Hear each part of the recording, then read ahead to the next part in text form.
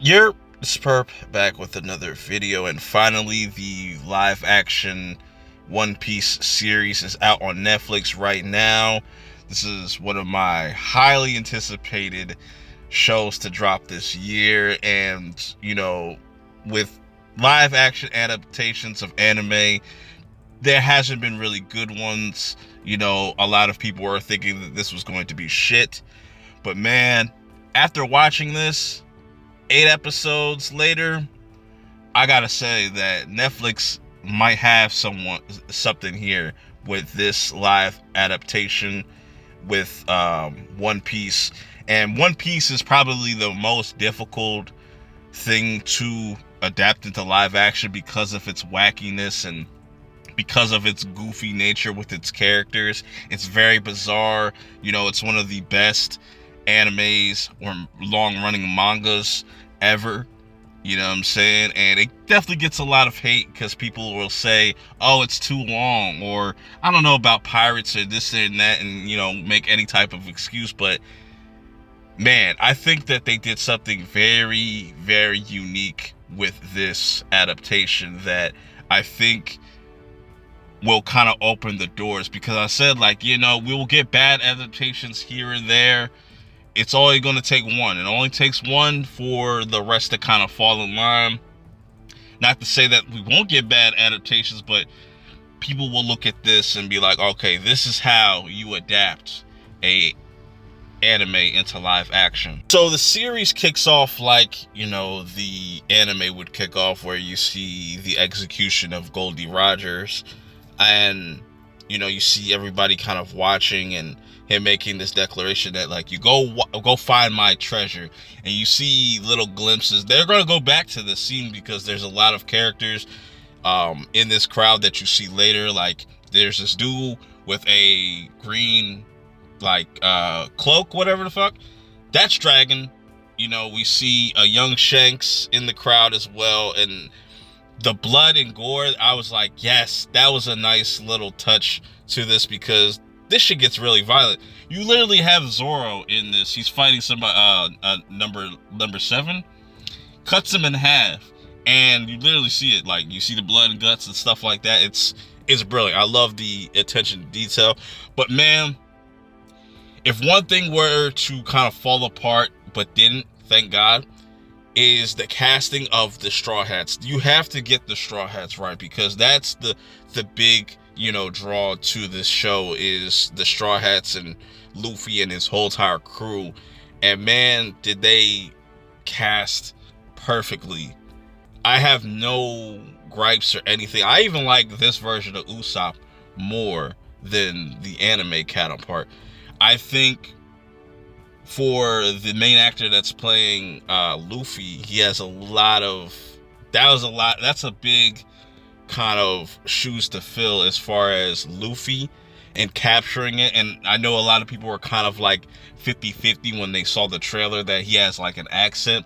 And a lot of these characters that wouldn't normally have accents, because it's like only in one language, have accents, because this is One Piece in the real world. And I really like that he has like kind of this Hispanic accent. Even Sanji has an accent. I just really love how they brought together the Straw Hats, and they casted perfectly. And just how they redid a lot of these scenes, because it's not a one-for-one to the anime or the manga. It kind of does its own thing, but also respecting the source material at the same time.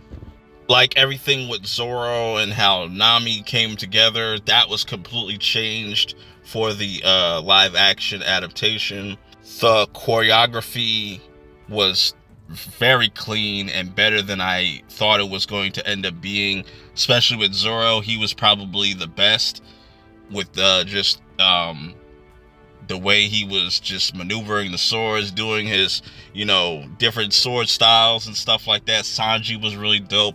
Nami was really dope. Usopp was really dope. Even Luffy was really dope. Just the way they utilized his stretching abilities, they didn't really hold back. And they weren't afraid to like really experiment or just go there with that, because a lot of people are kind of, you know, we're kind of iffy, like how is his rubber ability going to work, and how are a lot of these devil fruit abilities going to work in live action.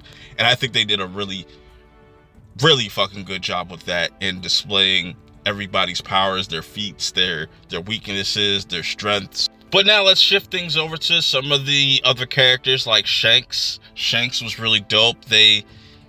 That's another kind of origin that they kind of, or things that they remixed as far as how that went about, but still kind of felt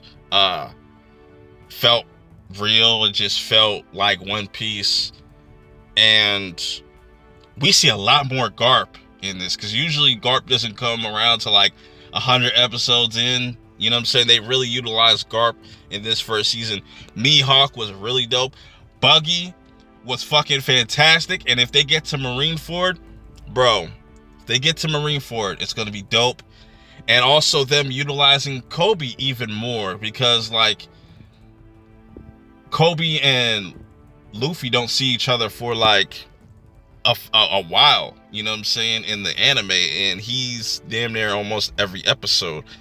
Arlong, he is like the big bad that they're building up to. He is the big boss of the East Blue. I was never a big fan of Arlong, but I feel like they executed this the best that they could.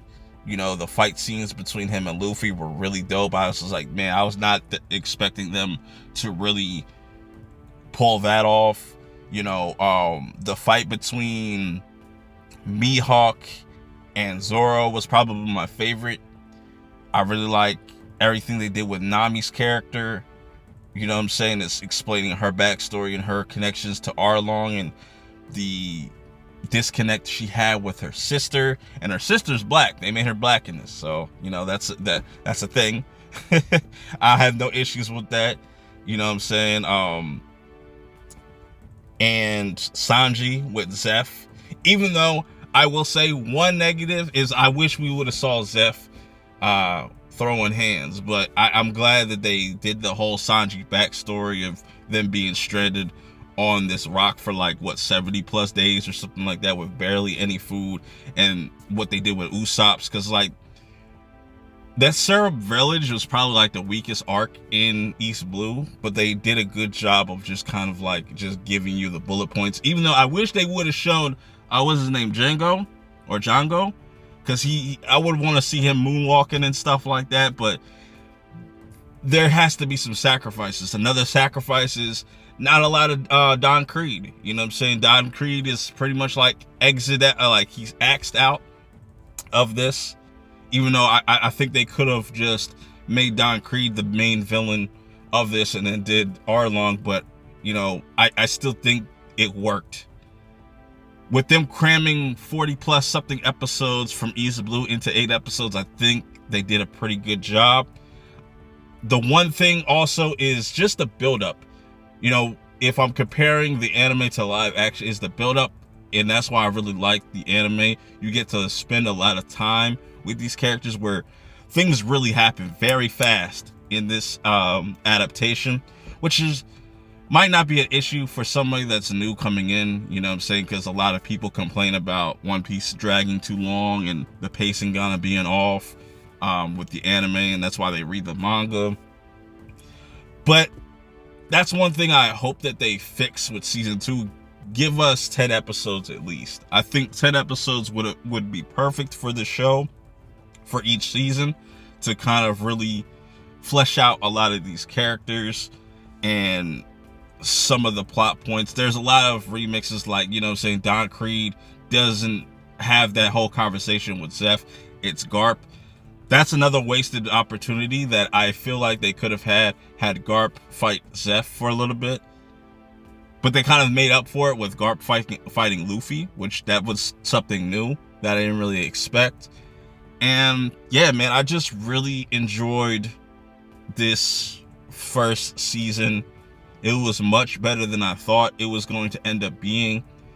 And if Netflix really just treats it like a Stranger Things, we could really get a very special adaptation, and maybe other studios or whoever wants to make a live action adaptation of anime will kind of look at this as like a blueprint and be like, you know what, this is possible. I'm gonna go try my own version of this.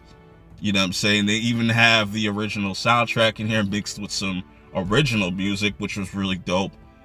You know, there's just a lot to like about this, especially if you're a One Piece fan. But let me know your thoughts about this in the comments below. I cannot wait to see season 2. I want to see Robin. I want to see Smoker, because they did tease him at the end of this season. I want to see Crocodile. And I can't wait to see Ace and how that all goes about in the future, and who is going to be playing a lot of these iconic characters that we're going to see. I always would like to see Arnold Schwarzenegger as Whitebeard. That'd be really fucking dope, and it would get a lot of people to kind of tune in.